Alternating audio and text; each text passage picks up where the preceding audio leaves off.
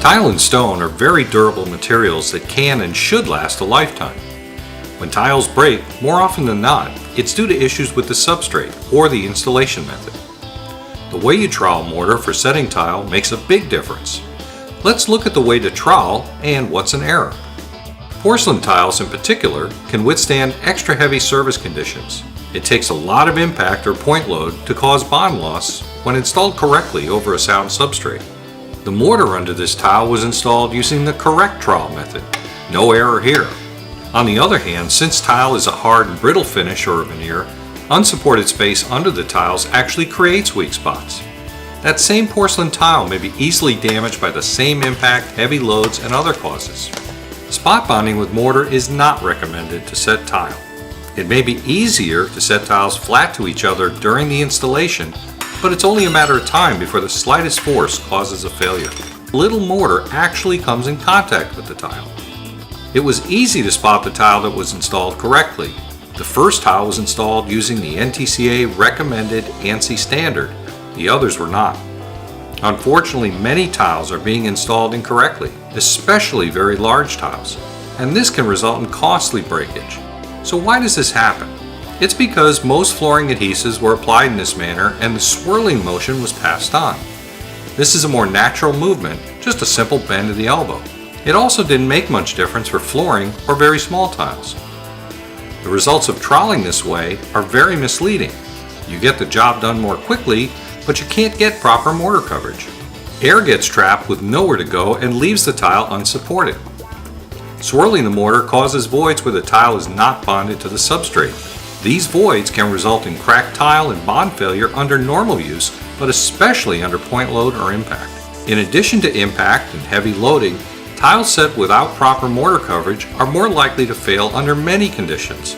To name a few: substrate deflection, shrinkage or creep, thermal expansion in high temperatures, and freeze-thaw applications. A lack of perimeter or other movement joints affects well-bonded tile, so imagine when half or even less of a tile is adhered.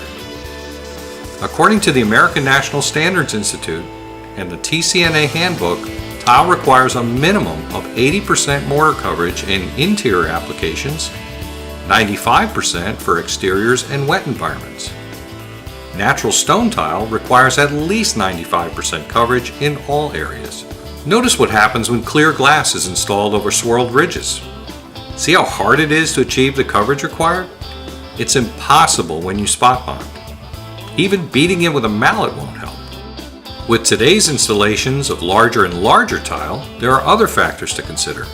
During the manufacturing process of most large tiles, the center tends to dome or warp upward. This warpage requires more mortar to be used, and air is even less likely to be removed when the mortar is swirled. Additional mortar applied correctly has to make up the difference. Flatter substrates are also required to successfully set large format tiles as they cover a much larger area. According to TCNA and ANSI guidelines, variations in floor flatness should not exceed 1/4 of an inch and 10 feet. When working with large format tile, a tile with any side 15 inches or longer, there's even less tolerance.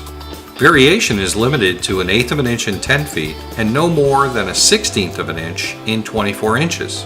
Surface inspection and preparation are required for correct mortar coverage. The key to successful coverage is playing it straight, combing the mortar in straight lines. This method is proven to be effective even with large tiles. Why? Trowel ridges running in straight lines are much easier to collapse. They assist with air removal to maximize mortar coverage and ensure a strong bond to the tile and substrate. You can't see through tiles, but if you could, you'd see this technique gives the best support and protection to the tile. There are other steps to achieving good mortar coverage. The first is to key in a coat of mortar into the substrate with the flat side of the trowel. Then add more mortar to the substrate and comb the mortar in straight lines, all going in one direction. Combing the trowel ridges in straight lines provides better distribution of the mortar. With rectangular tile, trowel ridges should go across the short direction of the tile. This allows better air release when you bed the tile. Be careful not to leave any voids along chalk lines or between tiles. Trowel size matters. One size doesn't fit all. Use a trowel that will help you achieve continuous minimum 3/32 of an inch coverage. Larger tiles most often require deeper trowels.